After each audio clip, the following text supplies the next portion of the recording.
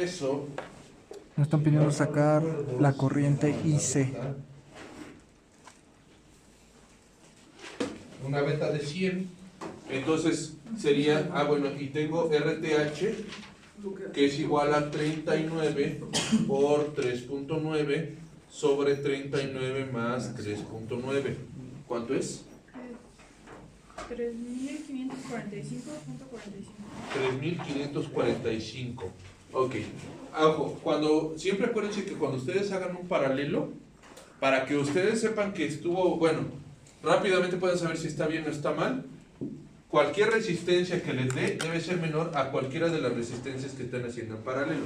Entonces, rápidamente yo puedo decir, este resultado parece que está bien. ¿Por qué? Porque la menor es 3.9 y el resultado es 3.5, entonces parece que está bien. Está entre ellas. Debe ser menor, el resultado debe ser siempre menor a la menor de cualquiera de las resistencias que estás poniendo en paralelo.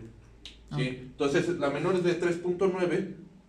Entonces esta debe ser menor a 3.9. Si te sale mayor, está mal. Ok. ¿Sí? Entonces tenemos, y ahora convertimos esto aquí así. RE es igual a 1.5 K. Este es 3.545 K. Y este es 2 volts. Entonces sería menos 2 más 3.545 IB más 0.7, que es de esto de aquí, más 1500 IE es igual con 0. Pero recuerden que IB es igual a, beta veces IB es igual a IC, IE es igual a IC más IB. Entonces, si yo sustituyo esta en esta, me da IE es igual a 1 más beta IB. Entonces sería IB, esto es igual a 2 menos 0.7 sobre 3.545 más 1.500 por 1 más 100. Ayúdenme con eso, por favor. 8.38. ¿Cuánto? 8.38 por 10 a la menos 6. 8.38 Sí, por 10 ¿te a acuerdas la que- menos 6 amperes. Contra IB. Entonces, IC, multiplica eso por 100, por favor. 838 microamperes. Y era lo que nos pedía, ¿no? Sí. IC. Sí. 838. Muy bien. ¿Dudas hasta ahí? No. En un transistor BJT-NPN, la unión base-emisor está polarizada directamente y la unión base-colector está polarizada inversamente. Esto es, si yo estoy en una polarización activo directo, esto está bien. La unión, recuerden que nosotros tenemos esto aquí así, y nosotros necesitamos polarizar esta inversamente y esta directamente. Entonces, unión base-emisor, para estar en activo directo debe estar polarizada directamente y base colector debe estar polarizada inversamente. ¿Vamos bien? Si fuera PNP, sería al revés. Sería exactamente lo mismo. Siempre, nada más que acuérdate que PNP viene aquí así, pero esta siempre tiene que estar polarizada directamente, nada más que ahora se va a llamar unión emisor-base. Pero esta siempre tiene que estar polarizada directamente, la de la flechita siempre directamente y la otra inversamente, para que funcione en su región de activo directo. ¿Sí les queda claro? ¿Puedo explicar otra vez la primera parte? Ok, tenemos tres regiones de los transistores, que es activo directo, activo inverso, corte y saturación. Corte es cuando no pasa nada de corriente. Recuerden que siempre para esto nosotros tenemos una polarización de emisor común, ¿sí? Si yo tengo un activo directo, este de aquí, es decir, esta fuente debe ser mayor a 0.7, y entonces esto de aquí va a estar polarizado directamente. Como esta fuente es mayor generalmente que esta, ¿sí? Entonces esta fuente, esta unión de aquí va a estar polarizada inversamente. Entonces eso es activo directo. Activo inverso, bueno, activo inverso sería cuando esta es muy grande, ¿sí? Y que en determinado momento este está, o bueno, o que este es negativo, esta es negativa, y entonces, ¿qué es lo que pasaría? Que este se polariza inversamente y este directamente. Eso no nos sirve, activo inverso no sirve, porque en ese caso la beta es menor que 1. Saturación es cuando este es demasiado grande y pasa mucha corriente por aquí. Entonces, saturación, esto es igual a menos BCC más RC por IC más voltaje base emisor es igual con 0. Entonces, colector emisor. Voltaje colector emisor es igual a BCC menos RC por IC. Si yo en determinado momento tengo que por aquí esta es muy grande, significa que también la corriente de base, fíjense que si yo hago esa fuente muy grande, ¿qué va a pasar? Que este voltaje de aquí se va a hacer muy grande, lo que va a hacer que toda esta corriente de base se haga muy grande. Entonces, como tenemos que la corriente de colector es igual a beta veces la corriente de base, si la corriente de base se hace muy grande, la corriente de colector también se hace muy grande. Entonces, ¿qué pasa? Como esta es fija, entonces, ¿qué es lo que va a pasar? Que esto va a tender a hacerse muy chiquito. Entonces, en saturación, la corriente de colector es máxima, esta y esta están polarizadas directamente y el voltaje colector emisor es aproximadamente igual con 0. En corte, esta de aquí es menor a 0.7 o incluso 0, significa que esta no está polarizada, no estar polarizada y no haber corriente de base, entonces significa que este término no existe, ¿sí? Se hace 0 y entonces nos queda voltaje colector emisor es igual a BCC. ¿Por qué? Porque no hay corriente a través de esta resistencia. Entonces esas son las 4 regiones del transistor y en esa, tanto esta como esta están polarizadas inversamente o ni siquiera están polarizadas. Entonces tenemos activo directo, unión base emisor polarizada directamente y unión base colector inversamente, activo inverso, unión base colector directamente y unión base emisor inversamente, saturación, las dos polarizadas directamente y corte, las dos polarizadas inversamente. Profe, bueno, digo, es una pregunta tonta, pero si te preguntan lo mismo, ponen un PNP y te dicen que la unión base emisor está polarizada directamente, ¿está mal? Está Por la cuestión de que sería emisor base. exactamente, es lo que iba a decir, está mal, ¿sí? Porque si tú dijeras la unión emisor base está polarizada directamente, está perfecto. Si tú dijeras la unión base emisor está polarizada directamente, está mal planteada la pregunta, porque sí está polarizada directamente esta unión, pero la nomenclatura está mal. Sí. Entonces sería una pregunta como capciosa. ¿Por qué? Igual sí está polarizada directamente, nada más la nomenclatura está mal. ¿Qué le pondría usted? Verdadero o falso. Pues es que depende cómo esté planteada. La verdad yo le pondría verdadero, porque sí está polarizada, nada más la nomenclatura está mal. ¿Sí? Ese es el detalle. Bien, transforme 1839 en decimal a base octal. Recuerden que nosotros tenemos 3 bases adicionales a la base decimal que nos pueden servir en el caso de circuitos lógicos. Tenemos la base binaria, tenemos la base hexadecimal y tenemos la base octal. Existen 2 formas rápidas de transformar a binario. La verdad a mí la que se me hace más fácil es simplemente yo pongo mi tablita 2 a la 0, 2 a la 1, 2 a la 2, 2 a la 3, 2 a la 4, 5, 6, porque la otra son divisiones sucesivas. También puede ser, no tiene nada de malo, pero a mí se me hace un poquito más, más complicado. ¿Sí? ¿Perdón? Y hacer sumas. Ajá, o sea, son las divisiones sucesivas y hacer una serie de sumas, o esta que nada más es la serie de sumas. Esto sería 1, 2, 4, 8, 16, 32, 64, 128, 256, 512 y 1024. Entonces yo tengo 1839. Esta, ayúdenme por favor con sus calculadoras. Sería 1024 y 512, ¿cuánto sería? 1536. Ajá, y 256. 1792. 1792 y 128. Ya se pasa. Ya se pasa, ¿no? 64. Más 64, 1856. Se pasa.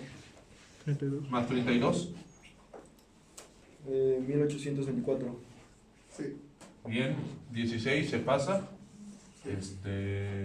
Sí se pasa, ¿verdad? Sí. Sí. 8. 1832. Bien. 32. 32. Este sería 1. 36. 36, 37, 38. Ahí está. Entonces, yo tendría eso, ya eso sería en binario. Si yo lo quisiera convertir a hexadecimal, lo parto en 4. Aquí 4, 2, 4. Y bueno, ahí nada más le agregamos un 0, ¿no? Ok. Eso sería hexadecimal. Si yo quisiera en octal, En 2. como su nombre, en 3, como su nombre lo indica, su base es 8. Hexadecimal su base es 16. Decimal su base es 10. Entonces, en este caso, ¿cuál es el número máximo que yo podría formar antes de tener 8? Sería 7, que sería esto. Es decir, serían 3 bits. Entonces, sería esto aquí así, de 3 en 3. Y entonces sería este, que sería 7. Este, que sería 1, 0, 1, que serían 5. Este, que sería 4. 4. Y este, que sería 3. 3457. No, man. Debería llegar una forma directa, ¿no? O sea, viendo y sacando residuos y todo eso. Sí. Ah, sí, pero es más tardada. Recuerda que tienes 2 minutos por ejercicio. Por lo menos a mí se me hace más fácil. No hay ningún problema. Si quieren les pongo el material que ahorita le estoy dando a sus compañeritos a los ISSs, donde viene la conversión por divisiones sucesivas. Profe, yo no entendí cómo hizo sus divisiones de que por 4. Cuando cuando tú quieres convertir de binario a hexadecimal, tienes que hacer grupos de 4.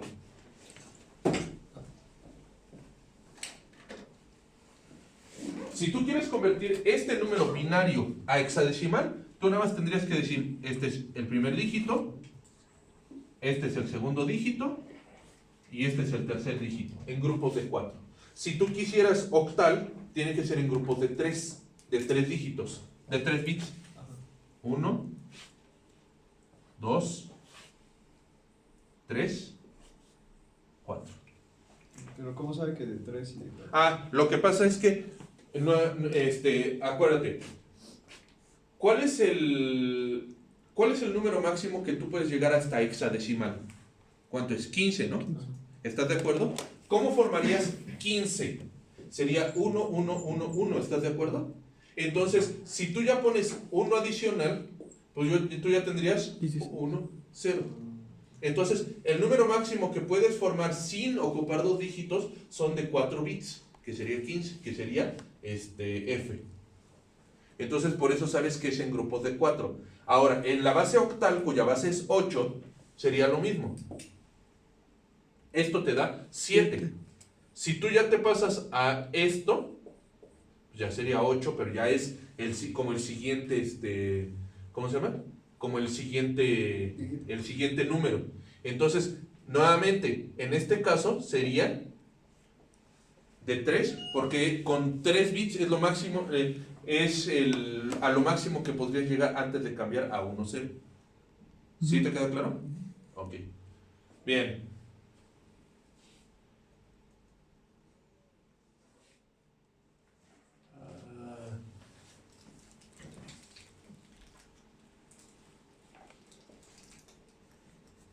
¿Qué configuración tenemos en esta primera etapa?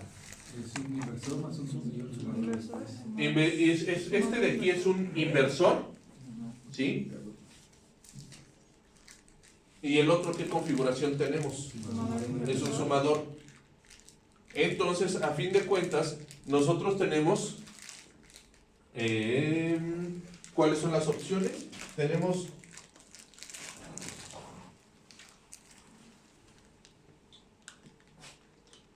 Tenemos que la salida 0 sería B, déjenme ver, es B2,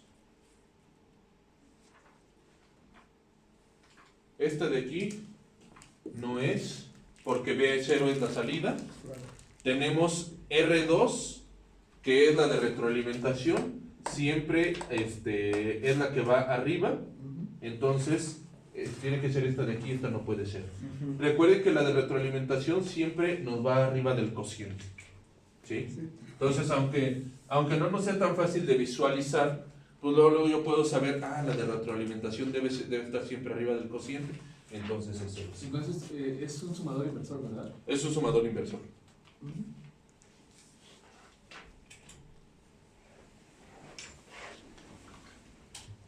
¿Qué es esta cosa? Esta cosa es un amplificador de instrumentación, ¿sí? El siguiente circuito llamado configuración Norton o amplificador Norton sirve la detección de ventana de voltaje. Ese amplificador es un caso especial del amplificador de instrumentación y este es un amplificador tipo Norton. El amplificador tipo Norton, recuerden cuando vimos equivalente de Thevenin y de Norton, ¿sí? Entonces, lo único que hace es simplemente detectar. A través de que son dos amplificadores diferenciales, me detecta la famosa ventana de voltaje. ¿Vamos bien? Sí. Luego ¿Esa es la de verdadero o falsa? ¿La quién? Ese es verdadero o falso. Ok. Tenemos esta de aquí abajo, que es... obtenga la función de transferencia. Un integrador. Un integrador. Es un integrador. Vamos a hacer la función de transferencia de eso. Bueno, más que la función de transferencia, la función de salida. ¿Sí? Tenemos aquí, cuando tenemos este tipo de situaciones, acuérdense que esta cosa nosotros la vamos a llamar tierra virtual. ¿Sí? Entonces sería, vamos a llamarle Bn, ¿sí? Neutro, tierra virtual. Bn menos B, ¿cómo se llama? Bi entre R más, ojo, pero ahí tenemos nosotros la corriente del capacitor es igual a C dB en dt. Entonces sería C de dt de Bn menos B0 igual con 0, ¿sí? Unos nodos. Pero recuerden que Bn es como si fuera tierra virtual. ¿Por qué tierra virtual? Porque recuerden que por aquí no pasa nada de corriente.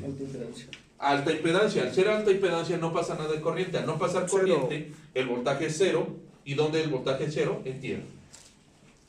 Se van estos y nos queda menos B1R más C dB0. C dB0 dt es igual con 0. Entonces me queda menos B1R. Esto es igual a C dB0 dt. Entonces me queda menos C sobre R por... este que está multiplicando pasa dividiendo. BI, BUI, este es igual a dB0 dt. Podemos integrar de ambos lados y nos queda de este lado la integral. dt es igual a B0. Esa es la función de salida. Es un integrador. Sí. Cuando, siempre acuérdense, lleva el capacitor arriba, es un integrador. Lleva el capacitor en la entrada inversora, es un derivador. No se vayan a confundir, porque luego hay veces que nos pueden poner algo así. ¿Para qué sirve esa resistencia? Para... Compensación, sí y no. A ver, explícame más a fondo. ¿Qué compensación o qué onda? Me acuerdo que tenías que ponerle de compensación para... Pero la de compensación va en el También Ajá. hay otra ahí. También hay otra ahí. Pero ese es para al mismo tiempo para darle el ganancia. capacitor, ¿no? Error, Para el ruido. error. ¿Atraso? Esta, fíjense, vamos a acordarnos de una cosa. ¿Cómo es? ZC, ¿a qué es igual? A 1 sobre J omega C. La impedancia del capacitor. ¿Qué quiere decir esto? Que a altas frecuencias se comporta como si fuera un circuito abierto. ¿Qué quiere decir? Que si yo tuviera una alta frecuencia aquí, se comportaría, perdón, como un cortocircuito, se comportaría como un cortocircuito. Pero a bajas frecuencias, ¿qué es lo que pasa? Se comportaría como un circuito abierto. Entonces, si yo tengo menos Z2 sobre Z1, ¿sí? BI es igual a B0. Si Z2 es infinita porque es un circuito abierto, entonces la ganancia sería infinita, lo cual no es adecuado. Entonces, para frecuencias bajas, yo pongo una resistencia grande para que cuando este se comporte como un circuito abierto, la ganancia esté dada por esta resistencia y tengo yo una ganancia controlada. ¿Sí les queda claro? ¿Pasa lo mismo en el derivador o no? En el derivador pasa lo contrario, pero también se pone. En el derivador es una resistencia, pero esta resistencia es muy grande, esta resistencia es muy chiquita. Sí, me acuerdo que era 10 veces la... al menos. Entonces, tú aquí, ¿qué es lo que pasaría? Sí. En el momento en el que tú tienes una resistencia muy chiquita porque tienes una alta frecuencia, tú aquí tendrías un cortocircuito. Entonces, ¿qué pasaría? Tendrías aquí una resistencia muy chiquita, tendrías casi división entre cero, lo cual no es adecuado. Entonces, tú pones esta resistencia para que cuando este se comporte como cortocircuito, tú tengas algo controlado aquí. Ok. ¿Sí les queda claro? Sí. Bien.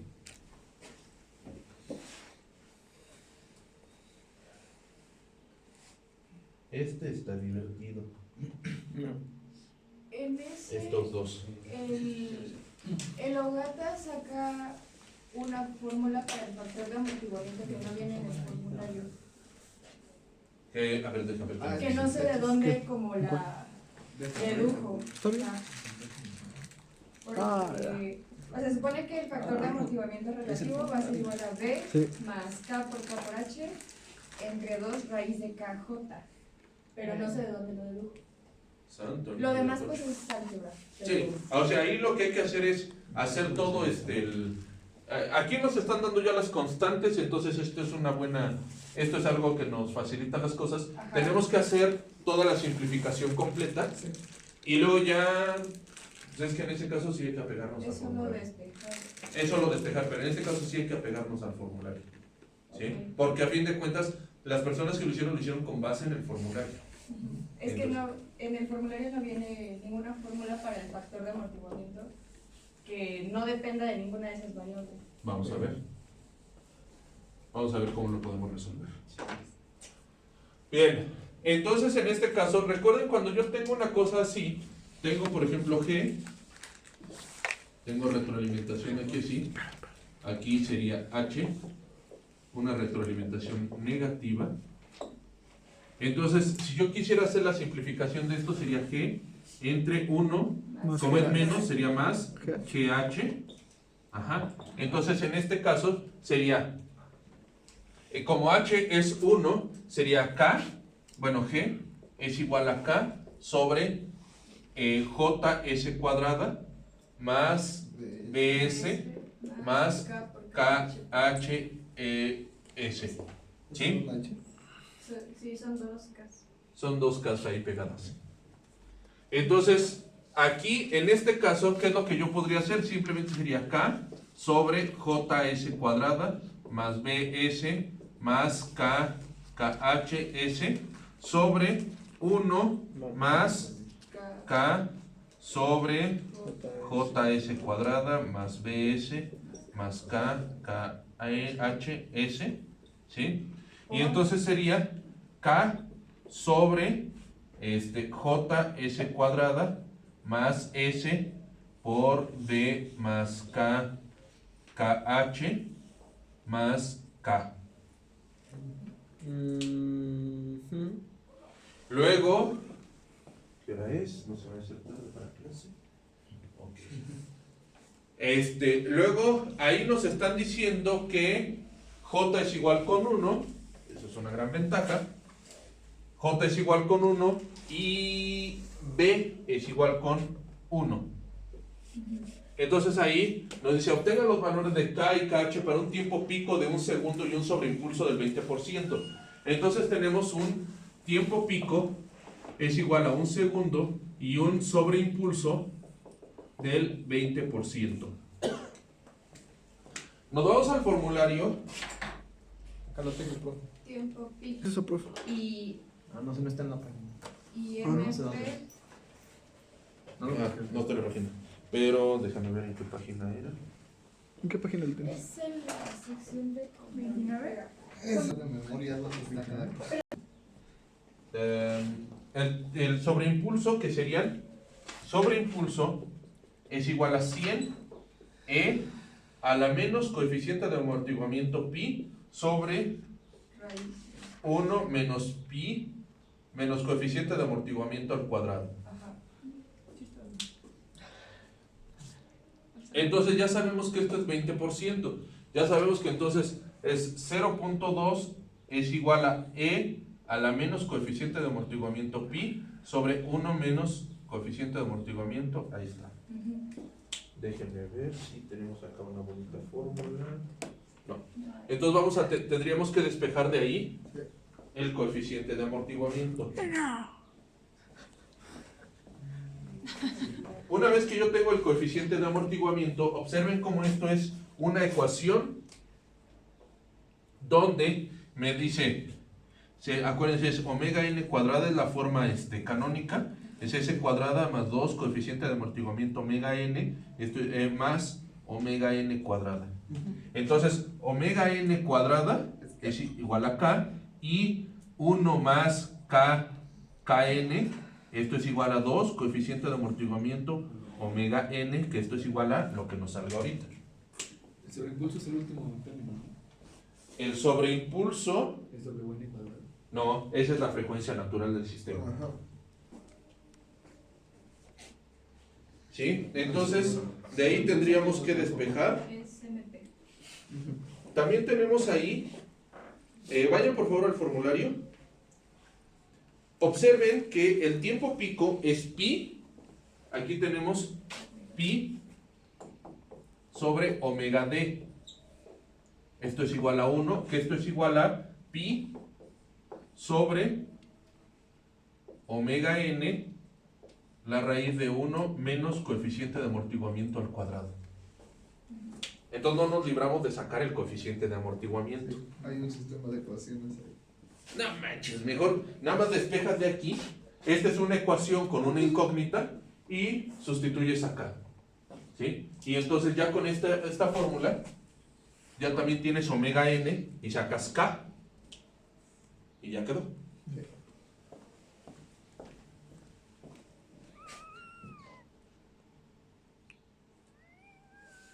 Creo que aquí sí les puse el desarrollo de esto. Sí, es por el logaritmo. Sí. Sí, es con logaritmo natural.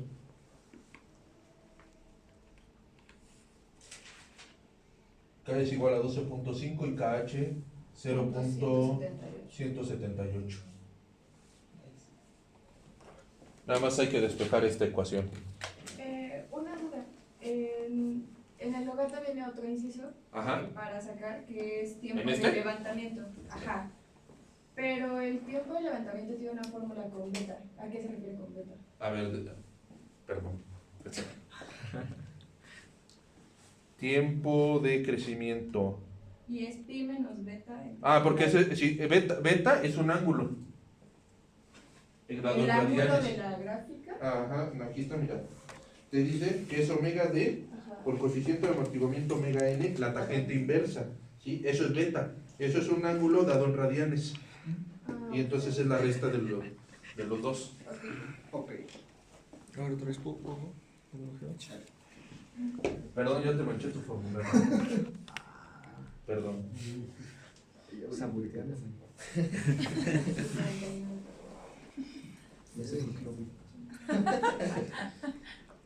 Lo voy a imprimir en mi progreso.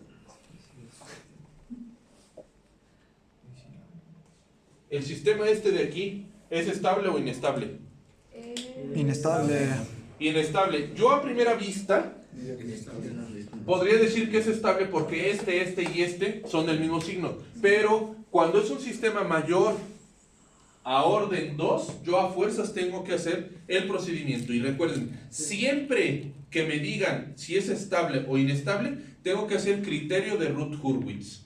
¿Vamos bien? Sí. Ok. Si yo les pusiera para el sistema de aquí, obtenga la K que hace estable el sistema. En este caso, ¿qué es lo que nosotros tendríamos que hacer aquí?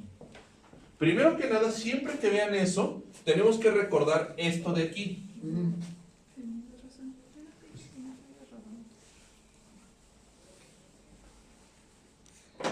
Entonces me quedaría S cuadrada más 3S menos K sobre S cúbica más 2S cuadrada más 10S más 5 más S cuadrada más 3S menos K.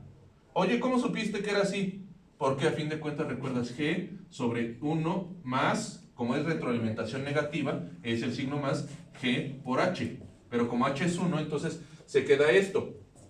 Si ustedes observan, a la hora de hacer la operación, pues nos queda, a fin de cuentas, esto, y en el denominador nos queda más el numerador. Entonces vamos a simplificar. Me quedaría S cuadrada más 3S más K sobre S cúbica más 3S cuadrada más 13S Más 5 más K. 13. No, pero este es 5. Sí, pues. Entonces sería 13S más 5 más K. Ok, menos K. Ok, siempre que me digan si es estable o no el sistema, siempre criterio de Routh-Hurwitz. Sería S cúbica, S cuadrada, S1, S0. Sería entonces 1, 3, 13, 5 menos K. Entonces aquí sería 5 menos K. Entonces para empezar, 5 menos K tiene que ser mayor que 0, porque estos dos son mayores que 0. Y recuerden que lo que me importa es la primera columna. Entonces, esto significa que K debe ser menor que 5. Pero todavía me falta calcular este de aquí. Sí.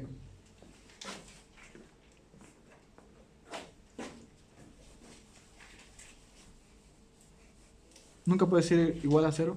O sea, ¿Qué? K menos 5 mayor o igual a 0. No, mayor o igual no. Tiene que ser mayor. Siempre. Sí, Ok. sí, porque si tú le pones igual con 0, Sería 0. sería 0 y tú no debes tener ceros en la primera columna. Ah, ok, va. ¿Sí? Recuerda que siempre o son positivos o son negativos, pero deben ser mayores o menores a 0 en la primera columna. Si tú tienes un cambio de signo en la primera columna, Ya valió. ya se hizo inestable, ya valió, sí. Si hubiera un 0 en la primera columna, ¿qué nos dice? Si hubiera un 0 en la primera columna no nos dice nada, lo que tú tendrías que poner es un epsilon, donde epsilon prácticamente es 0. Tú lo puedes sustituir donde tú quieras, pero tienes que hacer todo el procedimiento. Sería menos 1 sobre 3 por el determinante. Este 1 de aquí no es este de aquí. Este es así de la fórmula. 1 entre el número este de ahí. 1, 3, este 1 si es el de ahí. 13 y 5 menos K. Entonces sería menos 1/3 por 5 menos K menos 3 por 3, 9, 39. ¿Sí? Todo esto debe ser mayor que 0 para que nos haga estable el sistema. Entonces ahí los dos lados los podemos multiplicar por menos 1/3 y entonces sería menos 39 menos 34, ¿sí? Menos K debe ser mayor que 0. Entonces si yo de los dos lados sumo una K, me queda menos 34. ¿Sí? Entonces, ¿qué quiere decir? Que para que este sistema sea estable, aquí me está diciendo que debe ser menor a 5, pero aquí me está diciendo que debe ser menor a menos 34. Significa que entonces K debe ser menor a menos 34 y cumpliría con este criterio, que es este de aquí, y también cumpliría con este criterio, que es este de aquí. ¿Sí les queda claro? Sí. Perfecto.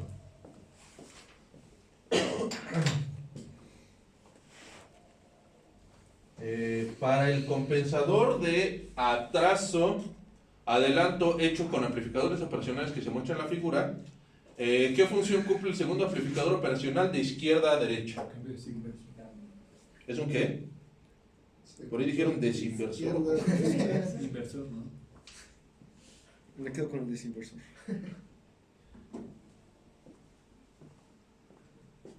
Entonces, ¿qué me dicen? Pues de hecho podría ser incluso con ganancia, no necesariamente, porque tiene R5, R6. Lo que pasa es que aquí, bueno, sí, o sea, aquí, pero es que R5, R6, aquí tú tienes la ganancia, pero aquí en sí te están diciendo que para qué sirve este de aquí. ¿Cuál les dice? Ah, no. De izquierda a No, de derecha. izquierda a derecha. Pues es Ah, ese es el ¿este? segundo. No, Sí, ese es el segundo de izquierda. Ah, pues este nomás es una ganancia. Sí, amplificador inversor. Y si dijera el primero, El primero ya ahí tienes una red de compensación adelanto o atraso. Dependiendo de la frecuencia que estés trabajando, van a ser como van a funcionar estos dos. Si estás trabajando a una alta frecuencia, estos dos van a ser como un cortocircuito. Si estás trabajando a una baja frecuencia, estos van a ser como un circuito abierto y no tomarías esta resistencia ni esta de aquí. En una alta frecuencia, este sería un cortocircuito y tomarías el paralelo de esta y el paralelo de estas dos. ¿Sí? Es una red de compensación atraso adelanto dependiendo de la frecuencia a la cual vayas a trabajar. Pero si es el segundo, entonces nada más es una ganancia. Para el siguiente diagrama en escalera, las salidas 0, 1 y 2 estarán prendidas cuando se presione el arranque, función 1 y función 2 por más de 5 segundos. ¿Eso es falso o verdadero? Falso. Falso. ¿Por qué, ¿por qué falso? A ver. Desde el arranque. Fíjense, ¿qué es lo que tengo aquí? Yo aquí tengo arranque y salida 0, ¿sí? Acá, bueno, ahorita no vemos el diagrama completo, pero aquí es salida 0. Entonces significa que esto es un enclavamiento. Al hacer un enclavamiento, ¿qué significa? Que yo tengo salida 0, función 1, que no me estaría sirviendo de nada para esto, ¿sí? Las salidas 0, 1 y 2 estarán prendidas cuando se presione arranque, función 1 y función 2 por más de 2 segundos. Aquí en este caso, ya nada más con presionar, aunque sea un toquecito arranque, salida 0 siempre se quedaría prendida. Eso no hay vuelta de hoja. Función 1 y función 2 por más de 5 segundos. Entonces, función 2, déjenme ver el diagrama completo. A ver qué tenemos aquí a la salida. Si yo, aquí me dice que estarían prendidas cuando se presione por más de 5 segundos. Si yo dejo de presionar dejamos de tener salida. Entonces, cuando yo no esté presionando dejo de tener salida, y en este caso yo necesitaría tener presionados estos para que el ton, acuérdense que el ton está apagado y después de que pasan los 5 segundos, prende. Entonces, ¿qué es lo que pasaría? Si yo mantengo apretados función 1 y paro de emergencia, debe estar negado, ¿no? Pero bueno. Es que técnicamente ya arranque debería ser paro de emergencia. Técnicamente ya es falso porque Sí. como dijo, no se va a quedar por más. Este de acá abajo no se va a quedar, Sí. pero aquí estoy viendo que aquí se me pasó el nombrecito, paro de emergencia, ¿sí? Sí, Pero paro de sí, emergencia no, debería ser normalmente cerrado para que pudiera pasar. Si yo lo tengo así, ¿qué es lo que pasaría? Aunque yo presione, de todos modos no pasa y entonces nunca se enciende el ton. Sí. ¿Sí les queda claro? Sí. Esa la contamos como capcioso o como error de redacción. Como capcioso. Oh. Pero me la mandas, ¿no? Bien. ¿Para qué dice? ¿Qué debe aplicarse a la entrada IN para que la lámpara encienda? 5 volts. ¿Por qué? ¿Por qué? Porque a fin de cuentas, observen. No puede decir solo alto o... Si tú pones alto, en realidad alto podría ser. Recuerda que un 1 lógico puede ser desde 1.3, 3.3, puede ser menos 49 en caso de la línea telefónica, puede ser 5 volts. Un alto puede ser muchas cosas. Entonces, si tú aplicas 5 volts aquí, ¿qué es lo que pasaría? Tú polarizarías directamente obligas a que la corriente esté pasando por aquí, obligas a que la corriente venga por aquí, pero le estarías poniendo un positivo por esta malla que estás haciendo por acá.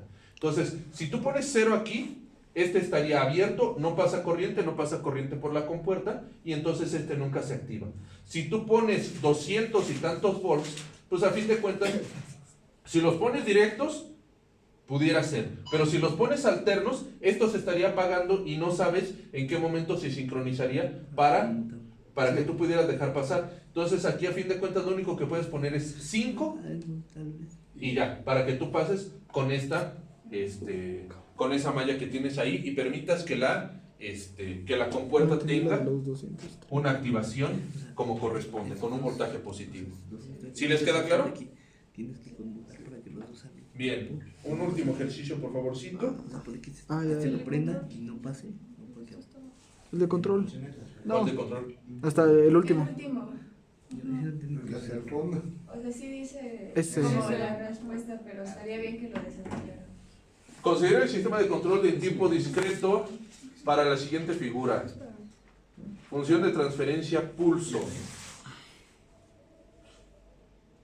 Este es de los desarrollo en la tarde. Porque este sí, como control no es mi especialidad. Este sí tengo ahí la respuesta. Reconoce una tasa de interés de 36% anual, capitalizable mensualmente. ¿Cuál sería el monto acumulado en 4 años? ¿Cuánto? De 3.052. Tengo una duda, ¿ese sale exacto? Sí. Sí. Sí, a mí no me dio exacto tampoco. A mí tampoco, me dio 28. 28. Yo lo saqué así y sí me dio. Usualmente, pero la tasa de interés es anual. ¿Qué hora es? No, va a ser tarde. Las 11. Son 8,000, ¿sí? Tenemos que es 36% anual, pero Sí. si es capitalizable, entonces ¿cuánto es 36 entre 12? Entre 100. 1 más 0.03 Ajá. elevado a la 48. ¿Cuánto sale? 33.058. Ah, ¿Sí? Bien. ¿cómo se llama la fórmula? Interés compuesto. En el formulario está como encontrar un futuro dado un presente. Encontrar el futuro. O encontrar un futuro dado un presente. Necesitamos encontrar el valor futuro dado un valor presente de. De todos modos, eso lo vamos a ver en una clase. Entonces, son el 36 es los 36, el 36% anual. 36, aquí te está diciendo que es 36% anual. Capitalizable. Pero como te dice que es capitalizable mensualmente, lo tienes que dividir entre 12. Y luego en la fórmula no se pone el 36, se tiene que dividir entre 100.